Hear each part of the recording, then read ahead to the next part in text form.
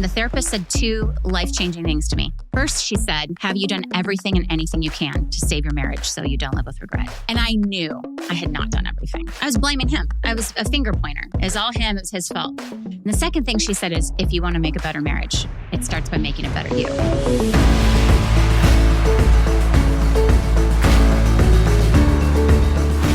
Buenos dias, everybody. That means good day to you in Spanish. Every episode, I feel like I'm going to just show you the gifts that I have in different languages. And this gift is a gift of the Spanish. And this podcast today is a gift to love. It's the language of love. See how I pulled that all full circle? Guys, welcome to the 10,000 Minute Podcast. And this is season 3, which is about relationships. And today is the language of love. We're not really getting the language of love, but we kind of are. It's about marriage today. And if you're not married, I think this is still super applicable. That may sound so cliche from anybody doing a marriage podcast that you're like, oh my gosh, of course it is. But there's so many good relational practices in here that I think you're going to love it. So remember, 10,000 minutes, our point is not just to like get smarter and go, oh, that's a fun conversation, but to then put these things into practice. Jesus says, whoever hears my words, puts them into practice all week, you're wise. It's like building your house on a rock. And I'm awesome for the 80 minutes of the week that I gather as the church. But then the next 10,000 minutes until I gather again, I just haven't been great at putting the heart of Jesus into practice. So hence the point of this podcast. And today is going to be really great. So we've got MARRIAGE365 on here today. I went out to the Californias and I got to hang with these two great people. It's Casey and Megan Caston, and they're the founders of MARRIAGE365. So go and check out MARRIAGE365 on all the socials. They're very funny, very inappropriate at times, which I absolutely love. MARRIAGE365 believes nobody should settle for an average marriage or even just relationships, and this is terrific. So over 12,000 members, they've got a membership. They're helping marriages and relationships all over the world. They're beautiful. Actually got to sing for one of their conferences out here in Nashville. It was a blast. Okay, would you subscribe to our podcast so you don't miss an episode? Because that would make you sad, or triste. That means sad in Spanish. I don't know how great my accent was, but I did my best. Triste probably isn't even right. If you'd like to join the 10,000 Minute community, please go to our Facebook group, which we chat in there a bunch. Find us on the socials. We'd love to see you there. And if you want to support 10,000 Minutes, please do. So it's a nonprofit, and if you want to give to our weekly texts or even get our weekly texts, go to 10,000minutes.com, and on the upper right-hand corner, it says donate. But if you want free text messages of just encouragement of whatever practice we're practicing that week as a community, text 59925 and put the number 10K, 10K in the subject line. Okay, this could be the craziest intro I've done yet. But I think you guys are going to love this. You'll laugh a bunch. And hopefully this will be really helpful for you and for any of your friends. So please tell your friends about this, and bienvenidos. That means welcome. This is MARRIAGE365. Everybody, we've got Megan and Casey. Yep. So I had a great friend in college named Michael, a girl. Okay. Do you get that ever? Like we're Megan and Casey? Like Cassie. Yeah. I get Cassie. Yeah. Or Casey. What's cool though is if Megan calls on my behalf, she just says, I'm Casey. And they're like, sounds great. So yeah, it's worked out. Hillary hasn't been able to do that with Tim yet. No. Yeah. Getting a coffee cup labeled Cassie, it's just kind of like, I'm a guy. There's no Cassies. Yeah. I told a few people that I had Megan and Casey, and they're like, ooh, okay. You're going there. You're going there. Yeah, it's so bold. So bold. So bold. Okay, MARRIAGE365. Yes. You guys make out. Oh, we make out all the time. Yes. Yes. And I hear that you talk about this all the time as well. We do. We encourage it. Yeah. Yeah. So people, as you already know, we are talking about marriage. Yep. And if you are married, this is for you. If you're not married, there are going to be things that you can learn here as well. Absolutely. Yeah. Because relationships are relationships. They are. Yes. So just give us a little background. I know a little bit of your background because I've read it, but give me a little bit of your background of your marriage and where it went off the rails and why. So I think like so many people, we started dating, fell in love. We're like, this is rad. Let's do this forever. Yeah. We got married, and within a couple of months, things began to unravel bad. Okay.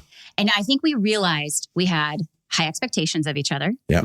We had all this childhood baggage that we didn't know was there in the background, but it came crashing to the surface. We were immature, selfish, prideful, you name it. The list goes on. And so about year 3, we were heading towards divorce. And at the time, I was a youth pastor. So strong. Yeah. So, and we were leading children's ministry stuff. I was doing the youth group. Yeah. And I would do a Bible study on Wednesday night, and then I'd come home and I'd cuss Megan out because I just was upset and angry with her. And I'm like, that's not normal. I don't think this is good. Yeah. And the hardest part was being somebody in ministry. You can't really share that you're having marriage problems because the church environment that I was in would have asked me to step down. Yeah. It would have been a loss for me. Right. So it wasn't safe to come out and say, hey, I'm struggling. I don't have any tools. I think too, it's embarrassing. I mean, when you're failing in your marriage and you feel like a big fat failure, it's hard to raise your hand and say, we're struggling, we need help. So I think too, there was a lot of shame and embarrassment because our fights weren't just like fights. They were immature, ugly, horrible fights. The silent treatment, withholding love. Screaming, yelling, shoving. Yeah. I mean, it was all the above. And of course, don't let the sun go down in your anger. So it was going till 1 a.m., 2 a.m. fighting because God forbid we go to sleep. And really what we needed was just a good night's sleep. Yeah, right. But we were like, no, we can't do that. This is wrong. So we just didn't have tools to actually have a good marriage. And so the other thing, my prayers were, Jesus, change my wife. Or better yet, give me a good marriage. But it was just a prayer. It was just give me a good prayer. Like as if some dove was going to come descend upon our apartment and become, peaceful. And I remember saying, God, you just have to change him. Like if you change him, we're going to have a great marriage. Yeah, but I wasn't the problem. So, So I was really pushing divorce and he was kind of like, nah. Like he didn't want to be the guilty one because, God hates divorce. And he's a youth pastor. He's a youth pastor. Yeah. Were you still a youth pastor at this point? I think to the peak of where we were at, the worst of us, I was still in ministry. So my friend said, Megan, this is a huge decision to get divorced. I think you should go talk to somebody. You should go see a therapist. So I did. I'm so grateful I did that. And the therapist said 2 life-changing things to me.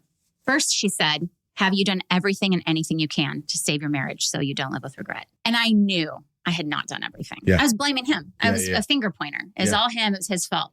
And the second thing she said is, if you want to make a better marriage, it starts by making a better you. Your husband's not next to you on my couch, but you are. You're here. I can teach you how to have healthy boundaries. I can teach you how to communicate, how to forgive him, how to apologize. And I'm like, is this really possible? She goes, if you have some things you need to work on, which you're saying you do, you can have a positive impact on your marriage. She believed that with her whole heart. And I kind of blindly trusted her. And so for 13 months, I worked on our marriage all by myself. I was fully committed to saying, you know what? I vowed to be healthy. Yeah. And I haven't been healthy. Yeah. So let's just get healthy for me, no matter what happens in my marriage. And 13 months later, he noticed the change in me. Yeah. It was a radical change. She became healthy, confident, setting boundaries. And that was very inspirational to me. And we are very competitive as a couple. Yeah, I mean, so you're like, I'm going to outdo her. I was like, oh, no way she's, getting ahead of me. So I think so true. Well, we're competitive when we fight. We're competitive when we play cornhole. Yeah. Mm-hmm. Yeah. We're competitive in the bedroom. Yeah, that was one of my other questions. I saw that change in her, and that was something I wanted for myself. We would get into our fights, and she would just shut that down. It was very clear who was the unhealthy spouse. So that was my inspiration point, and you felt it. I did. Yeah. It took us a long time to work on our marriage. We didn't have tools. We didn't have practical solutions. When we think about the content, what we created at MARRIAGE365, we're thinking about that season where we wanted to rebuild our marriage. We couldn't afford therapy because we were broke as a joke, and we didn't have mentors in our life to show us. That point of wanting help, but not having any tools, resources, and not a Bible study. I didn't need a Bible study. Right. Nobody needed to tell me. There's a part for that. But like for our marriage, how do I communicate to my husband who I can't stand right now? Yeah. That's the reality. Or how do you get on the same page about schedules and budgets? Mm-hmm. How do you have a conversation about money without fighting about it? Why am I fighting about it? How do we create boundaries with his crazy mother? Things like that. How to apologize the right way. These were all things I knew what to do. Yeah. I just didn't know how to do them. Yeah. I've been in church all of my life. I have never heard from the pulpit a pastor teaching how to apologize to someone that's very meaningful, that rebuilds trust and validates the hurt. Yet we're all messy and broken people. And of course, in marriage, we're the messiest with our spouse. Fast forward, we start healing our marriage. Yep. I'll never forget one evening, Megan wakes up and she says, I just had the craziest dream. God spoke to me very clearly. And she gets dreams where she knows people are pregnant before they're pregnant, things like that. It's pretty cool. Yeah. So she says, God said that we're going to be the voice of marriage into this next generation. And this was during a season where we were still rebuilding our marriage. We were very young. We'd barely almost been married 10 years, not even. Yeah. And we really allowed fear to keep us back from doing anything. I thought that was a comedy act. When she said that? Yeah.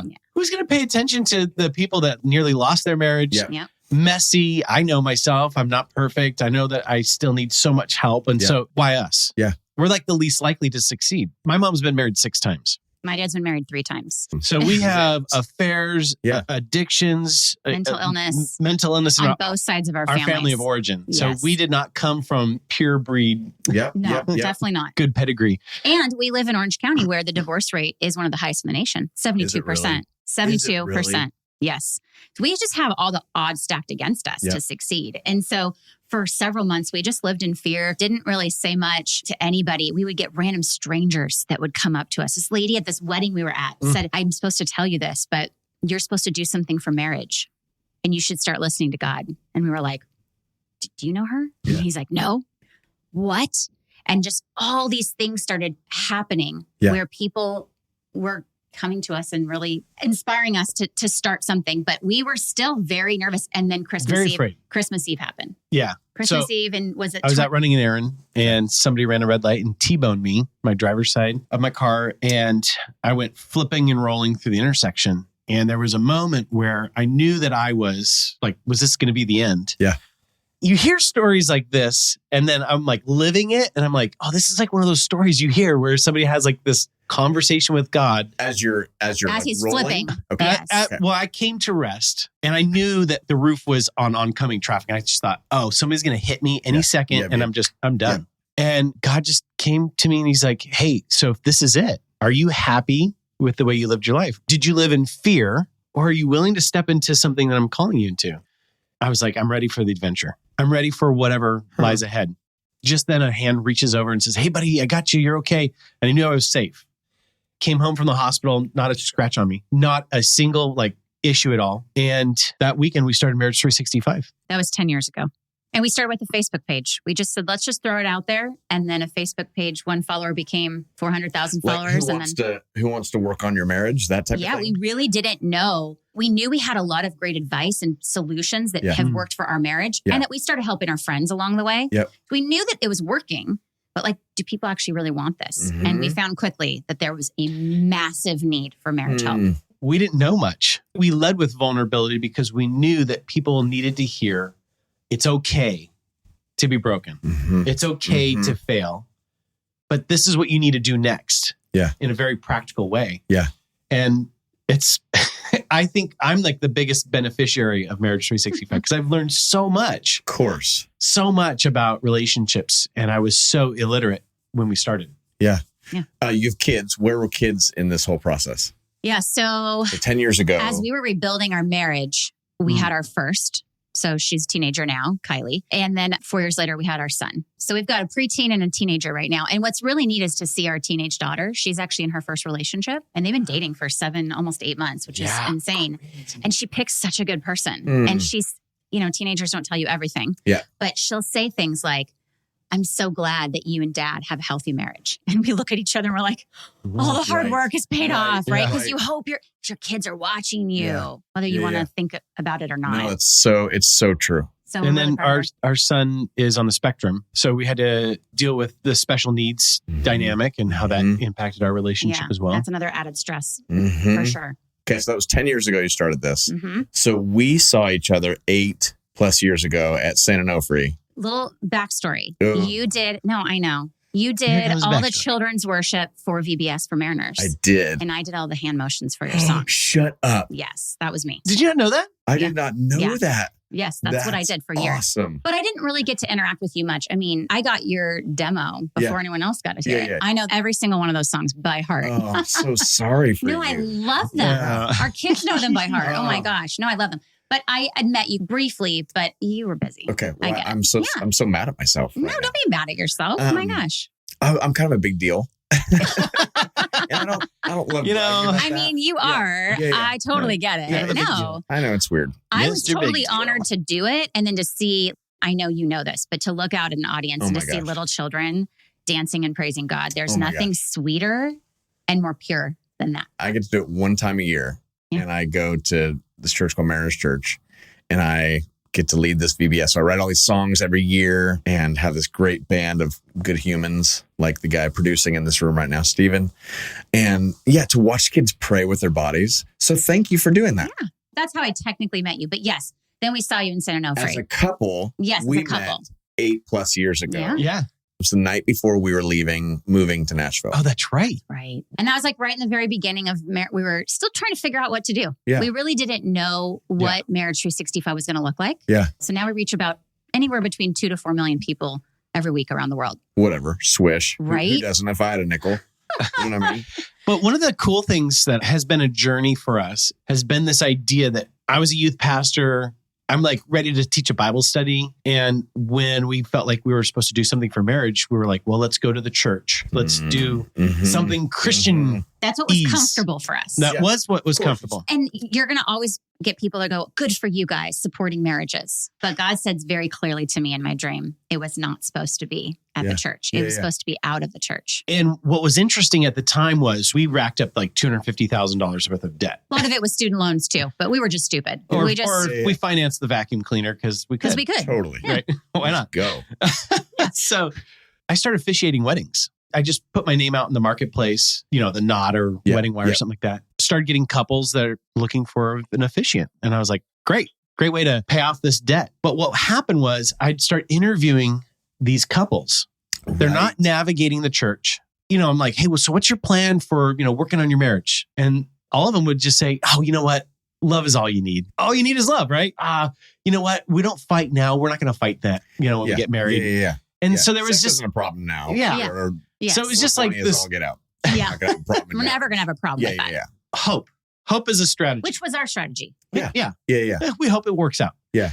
And I realized like even in the church, at least we have some sort of resources that we could turn to. These people have nothing. Right.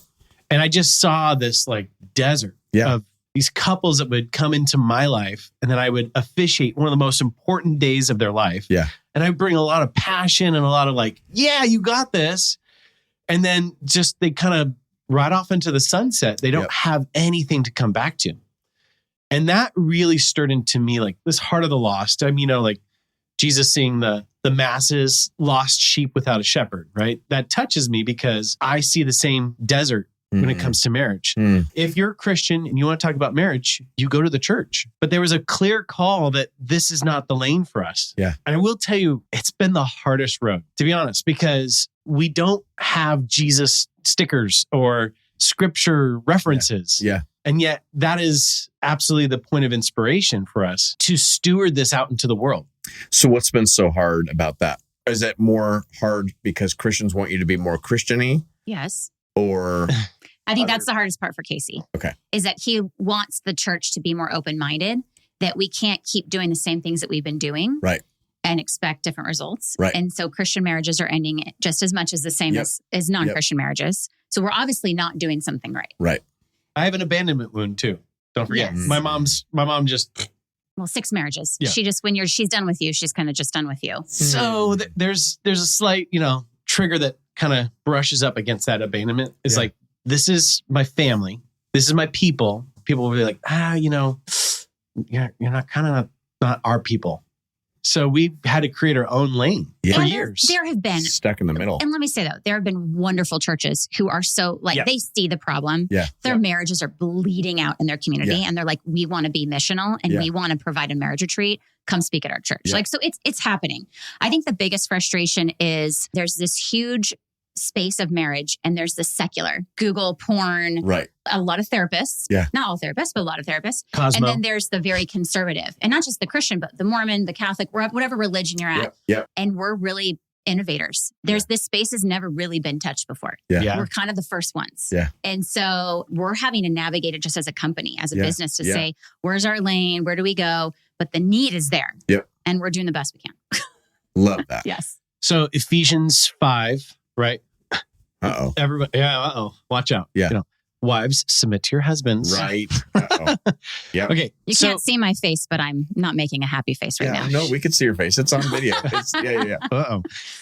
So husbands, love your wives as Christ loved the church, right? Mm-hmm. So he kind of explains this whole marriage relationship. But probably the most powerful thing is at the very end when he says, and I'm not just talking about marriage, I'm talking about a mystery about Jesus's relationship to the church and his creation. Megan and I get to steward, get to protect, get to honor and celebrate this point that God is making, that is inside a marriage relationship, I have stored my heart of how I want to pursue that which I've created as a lover. The narratives of the Old Testament are all about this foregone lover that's swooning his people back to him and talks about you've committed adultery. There's a marriage relationship between God and Israel, and you've committed adultery. He uses marriage language throughout that whole narrative to say, I love you and I will pursue you. And I love the fact that we get to carry that same attitude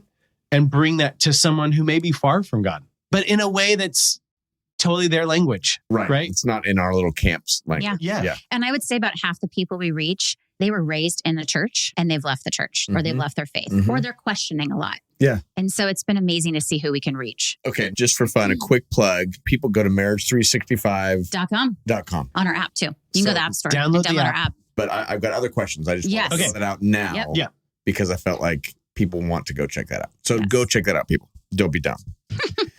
Expectations. You said that early on when Hillary and I got married and we're 25 years in, but expectations have been such a huge thing for me. And maybe, I don't know if it's more of my personality and how I roll, but they just seem like inevitable and dangerous. And I want to know, like, what are things that you see in marriages? Because you're dealing with millions of marriages and stories.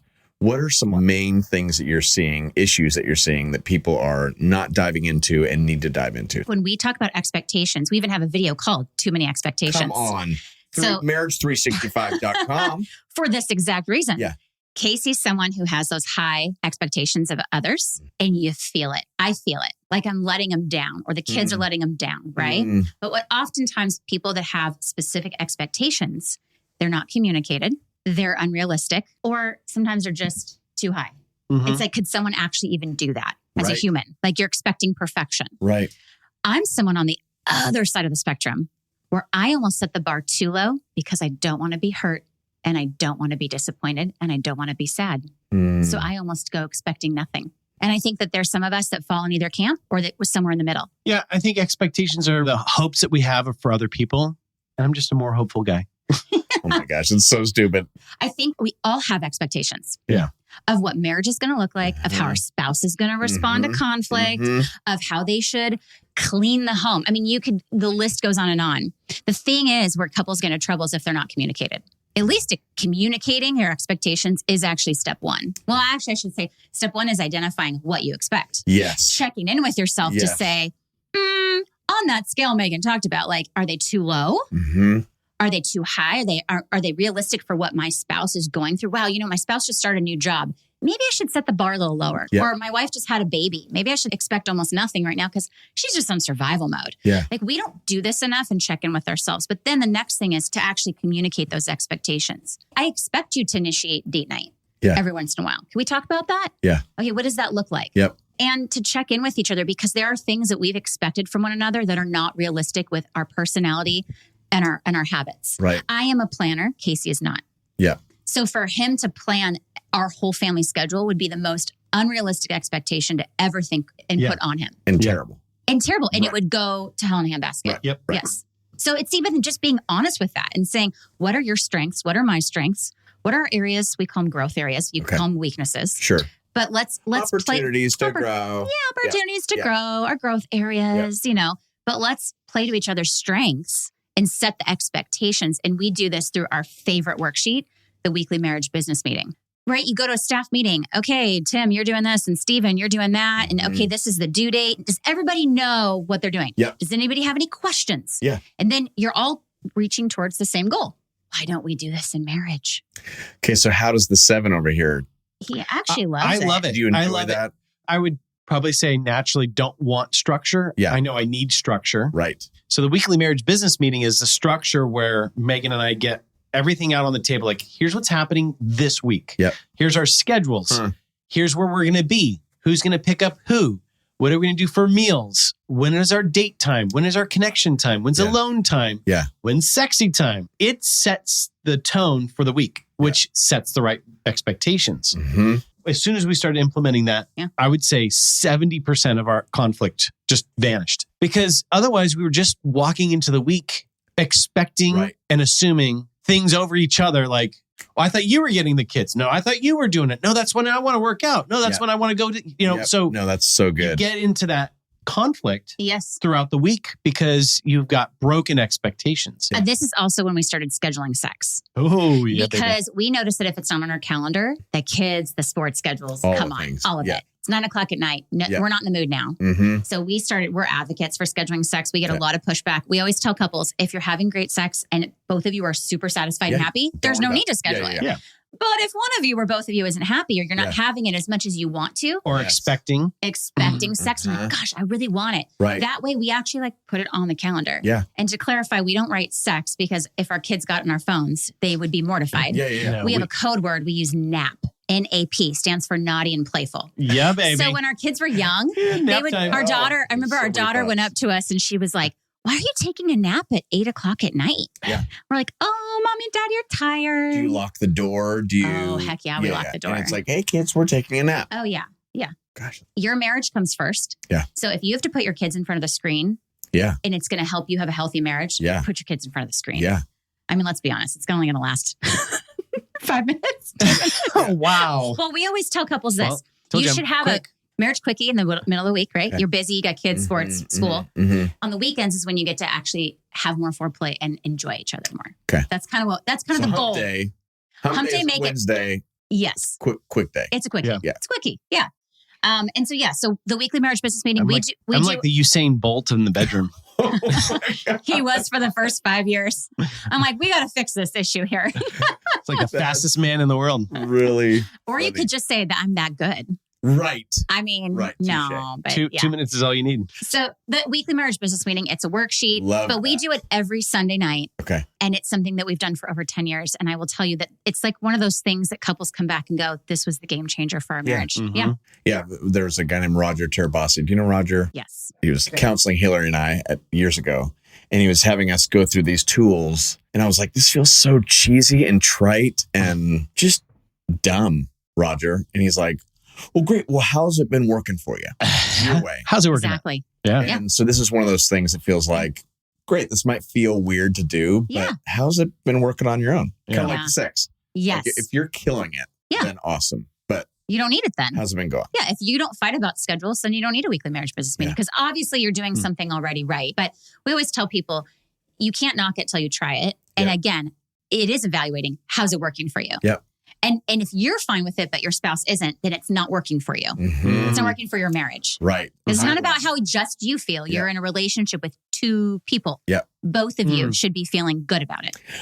Okay, expectations. So a pushback to expectations would be that when I expect something from my spouse and they do it, it's like, well, they did what I expected them to do. Mm-hmm. This is something I'm just curious about. Yeah. Because it's something that I feel like I'm expecting this and there's no thank you for doing this, Hillary. It's like, oh, no, you did what I expected you to do. Mm-hmm.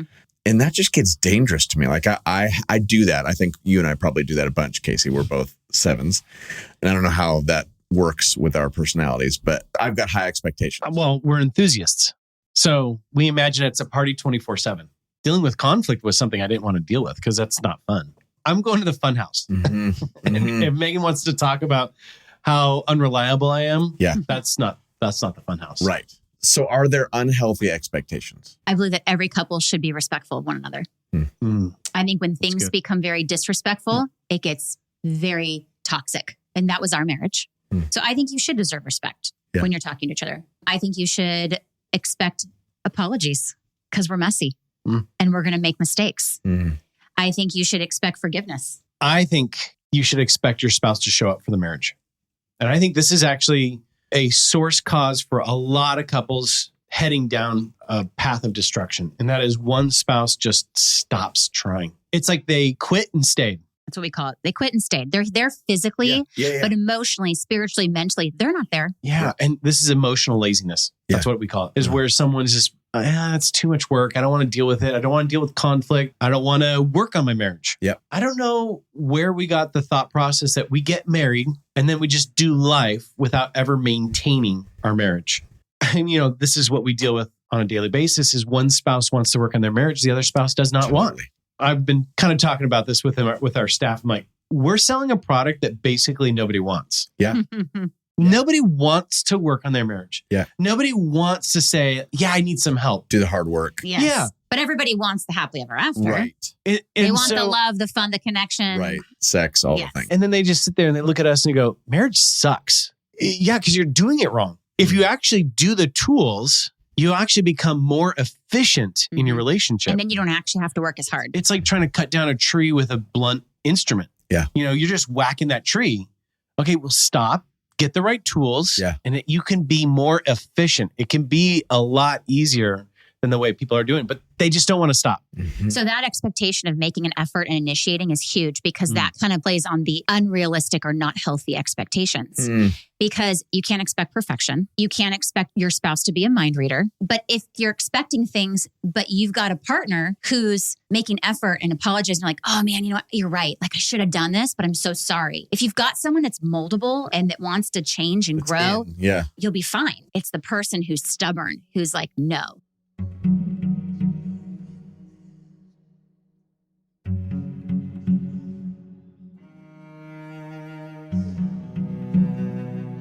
Let me just say this for all of us, whether you're in marriage, dating relationship, or just any kind of relationship. I don't think it's ever too late to pause and start checking in with people. However our relationship is going, I don't think it's too late. Like, man, we've gone too far. There's just something about seeing each other. Let's be the ones who enter into hard conversations, and then our posture is ultimately for the betterment of the other and for the betterment of the marriage. These tools and resources only work when we're willing to participate in a new way in our marriage, right?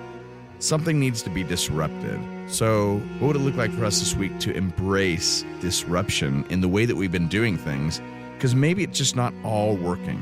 And I wonder if there's a better way for us to try things. And that's what I'm going to try this week in my marriage. In a second, Casey is about to say something that I have not stopped thinking about. He's talking about being humble and hungry. And if you have these two things, it's just like almost a perfect ingredient in any relationship. So just be curious about how this plays out in your intimate relationships. What's it look like to be humble, have a right view of oneself, and to be hungry to actually do something about it? That's what we're learning right now. And this is what we get to practice this week. So what stops you from trying some of these tools? For me, it felt cheesy and trite. But as my therapist said, what's your alternative? How's it going now for you? What's stopping you from checking in? What's stopping you from just being curious about what's actually going on underneath the thing that's underneath the thing?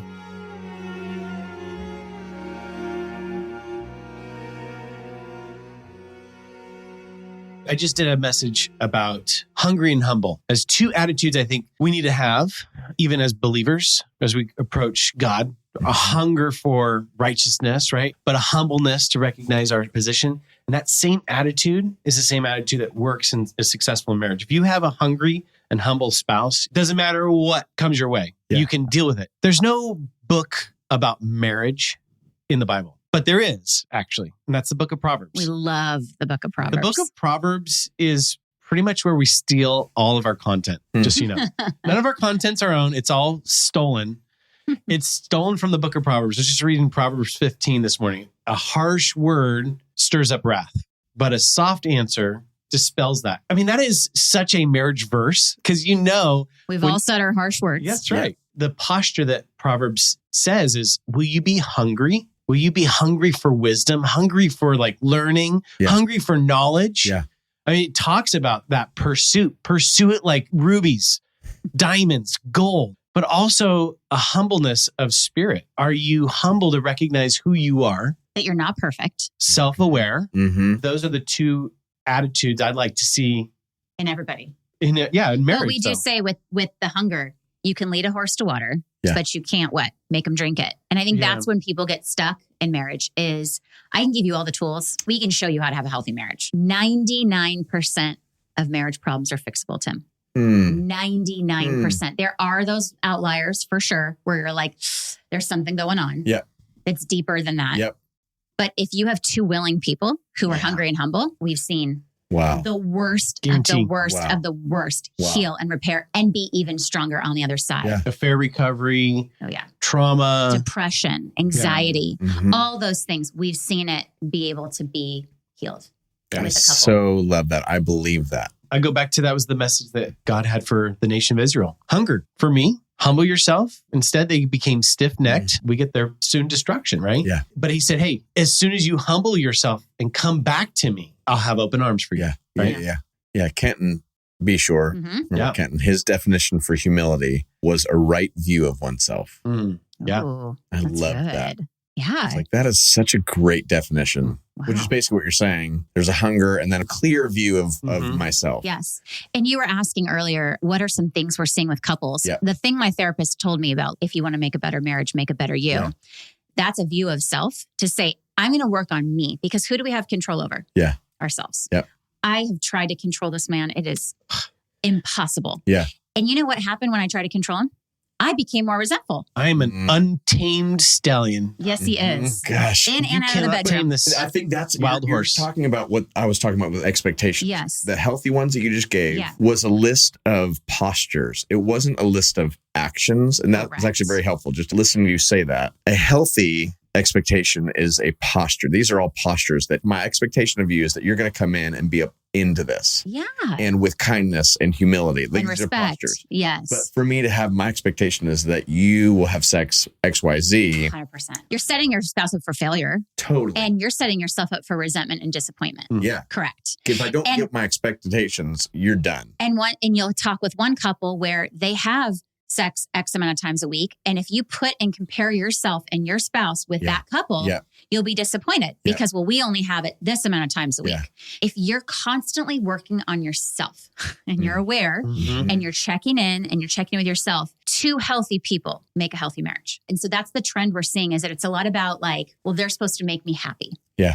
I have all these gaps in my life and you're going to fill that. Yeah. And it's like, well, technically you're the only one that can actually fill those things. Yeah. God too, of course. Yeah. But you have to recognize and say, I want to show up healthy no matter what my spouse does. Yep. And I think that it's very scary to see, well, we can't work on our marriage because my husband won't join me. We can't do XYZ because my wife isn't on board. And that is actually false. And we have proven that in our marriage and with tens of thousands of couples. And that's our message of hope to so many. And that's a different angle for Marriage 365 that I think is really refreshing. Yeah. There's a lot of great marriage books and apps out there. Yep. When I say great, they're okay, actually. Yeah. What I don't like is that in the app, like you have to do it with your spouse. Yeah. And what we've created is saying something like, if you're hungry and humble, get ready to learn and grow and heal and change and process stuff that you've never even thought of before. And so that's what we really want to make sure people know that are listening to this, because if they're thinking, well, my husband's never going to listen to this. I'm screwed. That's actually not accurate. Yeah. So that's kind of the cop out though. They will stop at that. They go, well, my husband's not going to do this, so I'm not going to do anything myself. But how sad is that for somebody, right? Because what will happen is, and it happened to me, you just build resentment. Yeah. Because your spouse isn't changing. But again, that message of you can't control your spouse, but who do you have full control over? You, your behavior, your choices, your attitude, your actions, your words, your communication, your forgiveness, your relationship with God. That is 100% your control. And when you take ownership of that, I mean, it is empowering and it brings so much peace in your life. It's like this freedom, because I remember for years, I put on the weight of what Casey was doing and not doing on me. Yep. And I was micromanaging and controlling. And this is what I see a lot of women do. Untamed. I know. And I just was like, God's like, stop trying. He's not your project. Yeah. He's mine. Let me deal with him. But why don't you deal with yourself? Okay. I feel blank when you. I feel blank when you. I feel you want me to say about in this moment or about I'm anything? just being an idiot. You're, Oh, you're I have giving a a lot. marriage tool. Yeah, Yes. It's the I feel I when feel you. when you, I need. That's That's the actually boundary. So Come on. I feel So good. when you, I need. I feel like, But you can't say like, oh, it's true. because you can say, I feel like you're a jerk. Yep. That's not a feeling word. I have a therapist for a mom. I know. Carol So you have a one up. Can I say something about therapy really quick? Yes. Okay.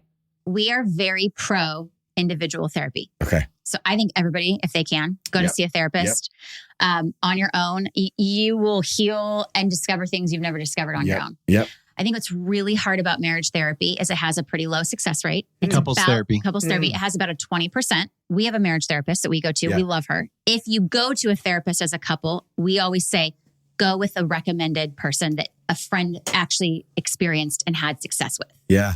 Because there unfortunately are a lot of therapists who just want your money, who give really bad advice. Or how hard is it for both a husband and a wife and this person to all mesh? Click. That's That's- asking a lot. Mhm. That's where triangulation And happens. someone feels triangulated because it's not an even amount. And so like even when we work with couples, Casey and I work with them together. Yeah. So nobody feels triangulated Yep. because it's wife, husband, female, male perspective, Yep, I all of love that. Also, when you think about people going to therapy, a lot of people have trauma from a different, specific gender. And then all of a sudden you're meeting with a male therapist and you were sexually abused and you might not feel safe. All these factors matter. And so I think what happens is when we see this, a lot of couples go to therapy thinking this is the fix. This is what's going to help us. They don't see success or someone felt triangulated or someone didn't feel connected, but my spouse felt connected. So we should keep going. Yeah. And then they spend so much So money, much money. thousands So of much money. dollars, and they didn't really see change. And here's what they say. We felt really good because we talked about stuff, Right. Got it out. but we didn't get an action plan. So right. what did we There we do go. when we came home? Mm. It was like, well, so now what? Yeah. And that's when the cycles were never broken. And I believe that the model of a 1 hour session once a week is a broken model for couples in crisis. Yep. We can do that because we're at a healthy spot in our marriage. We just went to therapy for 2 months in the beginning of this year because we were stuck on an issue, but we only had one issue. Most couples going into therapy, they don't know it. Yep. They've got 5, 6, 7, 8 issues. Yeah. Yeah. So I just want to say that because we are advocates for therapy. But I think a lot of people go, are you trying to replace it? It's like, we're not trying to replace it. There's a place for both. Maybe.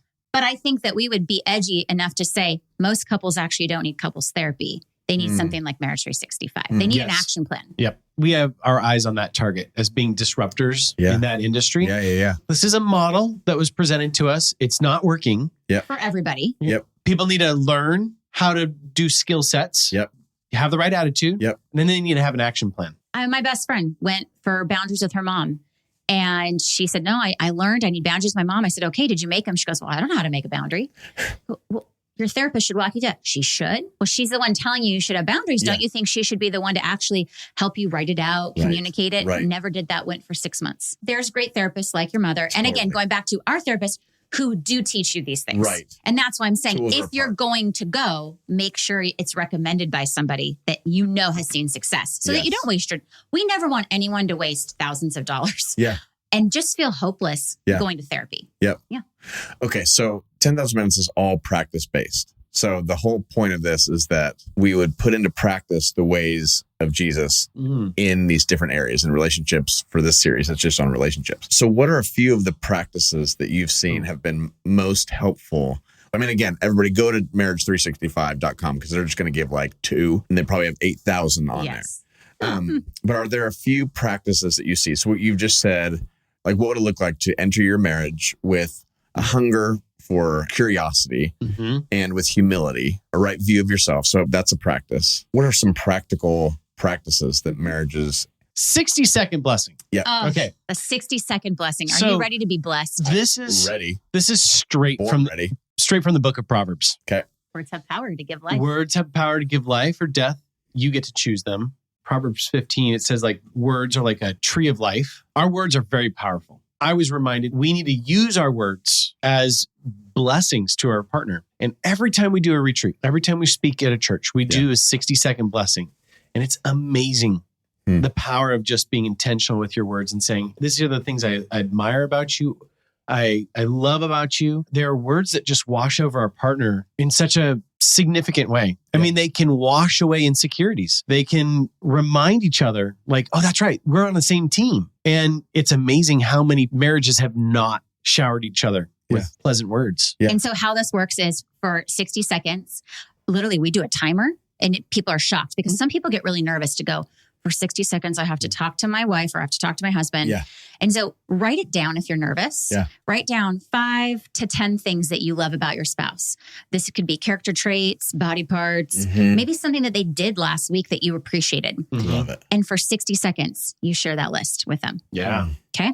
Then the second spouse shares their list. And it's a 2-minute habit. I mean, we all have 2 minutes a day. Yeah, for sure. If you're not in person, what I love, we work with a lot of military couples and first responders. You can do this over the phone, over FaceTime, over text. It doesn't matter how you do it. Obviously, in person is ideal. But what it is we assume our spouse knows how much we love them. Totally. And this is a practice that actually allows you to say, no, these are the things that I think and believe about you that are positive, and it can heal a marriage and it can wipe away those insecurities. And what I love about the 60-second blessing 100%. is this is something that you can do with your children. Right. Like the world is telling our children they're not good enough. Yeah. They're not smart enough. You know, they need this, this, and that. And so we model the 60-second blessing. Like we'll do it in front of our children. So they see mom and dad genuinely love each other. And then we also will say and do the 60-second blessing with our kids. And we make the siblings do it to each other and they hate it. And but you know what's funny is they hate giving it, but they sure like receiving it. Yes. That's All what's day. interesting is our teenager will be like, oh, okay, brother, you know, says the same 5 things every time. But man, when he compliments her, she lights up. Yes. And so I love this because it is such a positive practice. It's free. There's no like rules other than what we say is don't say to your spouse, that's not true. Don't diss what they wrote down. You didn't force them to write anything down. This is their list that they came up with. And you might hear, and you probably will, something that surprises you. You're like, I didn't even know that they liked that about me. And the best story that I have to share is we were at a marriage retreat and this man came up and he had been married 40 years. And he comes up with tears in his eyes and he said, it's the first time my wife has ever complimented me in my 40 years of marriage. And my love language is words of affirmation. Oh gosh. And this was worth every penny. Starved soul. Yes. 40 years. Yeah. This was a couple who was in ministry, but she just never communicated that. And he's like, that filled me probably for my last half of my life. Wow. Think about how simple that is. Right? It's not a complicated thing. It's not like you have to prepare for anything. And for the past 10 years, we have hashtagged all of our posts, I choose love. And for me, the 60-second blessing is a conscious choice that we get to make. We don't have to feel it. In fact, I know a lot of people want to, I feel love. No, I get to choose love. And I really believe that this is very, very powerful because when we make a conscious choice to choose to love our spouse, we're actually creating love. We're creating love out of nothing. So good. I choose love. I'm not waiting for some sort of wind of chance that I feel empowered. I get to make a choice to shower my partner with these words that are healing. Words that are life-giving. Far too often, if we just leave it to chance, we're going to shower our partner with words that are death. It's the opposite. So, Another great practice is what we call emotional check-ins.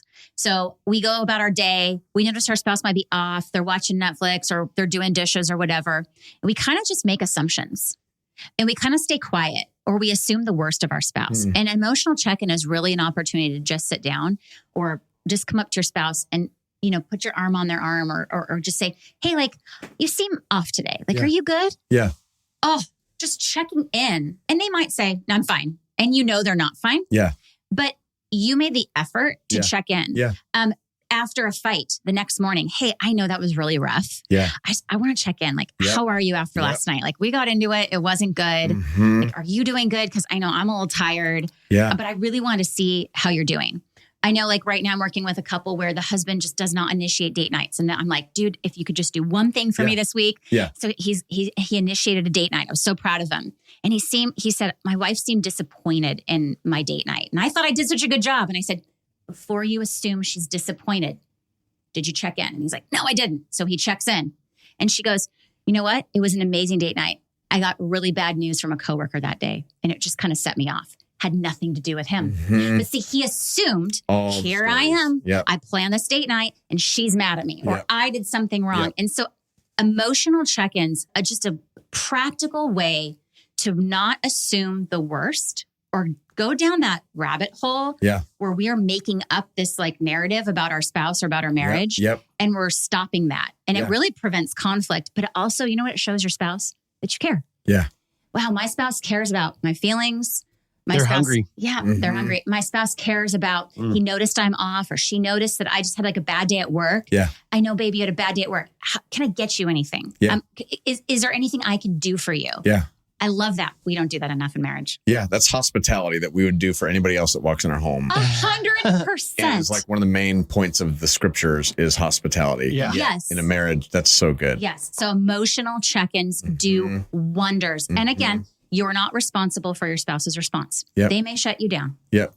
but at least you tried and you made effort. Yep. And you'd want the same done to you. So good.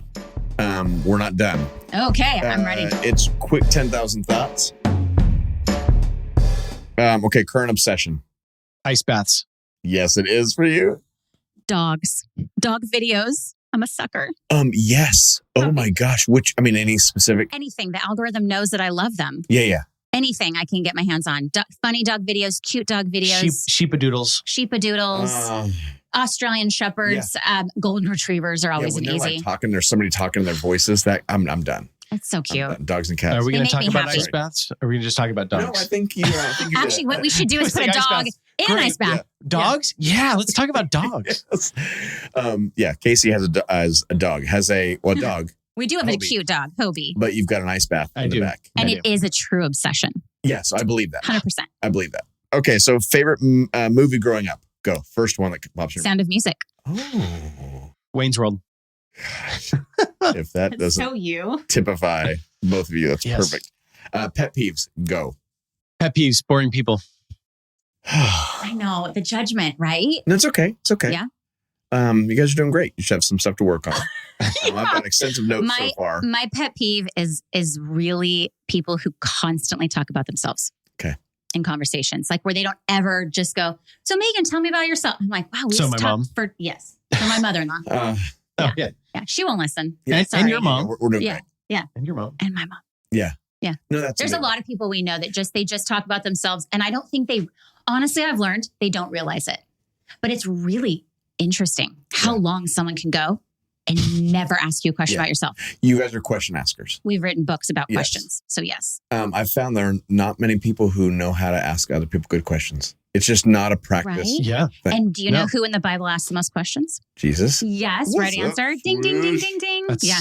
He modeled that for us. Yeah. And you know why? Because it's a curiosity. almost 200 questions. I want to the get to Gospels. know you. Yeah. I'm not just going to sit there. And I love it. Even when the Pharisees would come to him, he always turned it around and asked a question. Yeah. It's like, dang it, man. Right? Yeah. It's so good. It's so smart.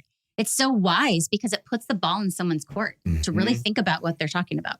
Anyways. And it's hospitality. And it is hospitality. It shows in you a marriage care. Or, and in a relationship. Absolutely. Oh my gosh. So, okay. Absolutely. Okay, that's probably where we're going to be friends. A hidden talent. Last one. Ventriloquist. Really? Yes. But I'm not great at Can you it. use your hand really quick? I'm not great at it though. Look in the camera and do it. Look at the camera. Come on, baby. Noodles. Oh. Noodle. I don't know how to do the hand Yeah, thing. no, that was super good. So say there's a cat on the left side of the concourse. Oh, that's a hard one. Well, Yeah. there's like certain letters you I can know. say. Hello. Okay, try it. Hello. There's a cat. Wait, what did you say? And there's a cat on the left side of the concourse. There's a cat. The concourse. No, I can't. I'm on. I can sort of do it. It's not really a hidden talent. did you say? You say it's a hidden Why don't talent you of say mine. the 60-second blessing? The 60-second blessing. Oh my gosh. It's really good. Here's You mine. watch Crazy. The 60-second blessing. Oh my gosh. No, my hidden talent. Yeah. I'm a dancer. Yeah, I can dance. I can do a lot of different varieties. Have you seen our Tap, bedroom? jazz. We got a pole. Stop. Do you? No. Okay. We don't. What We are have you a talking mirror. about? A swing? Exotic? We have a mirror on our ceiling. We Okay. don't Like, show me your moves. Do you have a You have a hidden talent. talent? You have lots of hidden talents. He's a very talented person. I believe that. Going in polar plunges? He can play the trumpet. I can do a lot of musical instruments, but I'm not like good at anything. Like I can play little campfire songs on the guitar or the Yeah, yeah. ukulele. I play the trumpet. Thank you for calling the ukulele. Ukulele. Yes. Thank you. Ukulele. Yeah. The uke. Yeah. Thank you so much. Aw. Thanks, Timmy. Everybody, marriage365.com. Yes. Yeah. Download our app. Download the app. Yeah. Download the app. It's the easiest way. If you want a great way to work on your relationship and work on yourself. I mean, that's what it is. Yeah. It's a self-improvement tool Yeah. that happens to be in the context of marriage, but also think about apologizing to other people. Totally. Being more confident is going to be Totally. change the way you show up for work, show up for your own talents, Yeah. your friends. Mhm. So it is life improvement. Yep. So good. Thanks, you guys. You're Yeah. welcome. Isn't that great? I thought that was a great conversation. So just a few learnings for me. Everyone has expectations. They're not necessarily good or bad. They just are what they are. And the invitation for us is to reflect on what those are and communicate them. I have expectations or values that I walk into my marriage with. But for the most part, they're pretty poorly communicated. They're more just assumed. And that, you know what that does, right? Next, if something in your marriage only works or benefits one person, it's probably not working, and it's time to pivot. So what are those things for you? And then this practice, which is a 60-second blessing. Now, again, it feels so cheesy and trite and like, come on, there's got to be a better way to do this. But I don't know if we're doing it. Do you feel like, man, we're totally killing this? Or would it just be worth the week-long practice of awkward? And let's just see how it goes. Set aside 2 minutes to bless each other and speak life into each other. And we're really calling out what already exists in each other. So that's what blessing is. Blessing is actually more than just affirming. It's speaking wholeness into each other. And when you say something, it doesn't mean that they are that all the time. You just see this nature in them. So let's practice that as a community. Like, what would it look like if everybody who's in this would practice this in your committed relationships? I'll be sharing with you guys on socials how my week went doing it and how awkward it was and how great it was. So check out 10K Minutes on Instagram and all the other socials and see how we did. I'd love to hear how you guys do. Thanks for listening. Would you like, rate, and subscribe this podcast? And if you want to sign up for our free weekly encouragement, our text message, just text the number 59925 to the word 10K, 10K. Put that in the subject line, and then in the number is 59925. Okay, you guys, thank you so much. I'm loving this series on relationships. I hope you are too, and I hope you're able to practice these things with other people. Remember, these practices are not just for us, but for the benefit of the flourishing of everyone around us. So thanks, you guys. Love you so much. So grateful for you. Bye.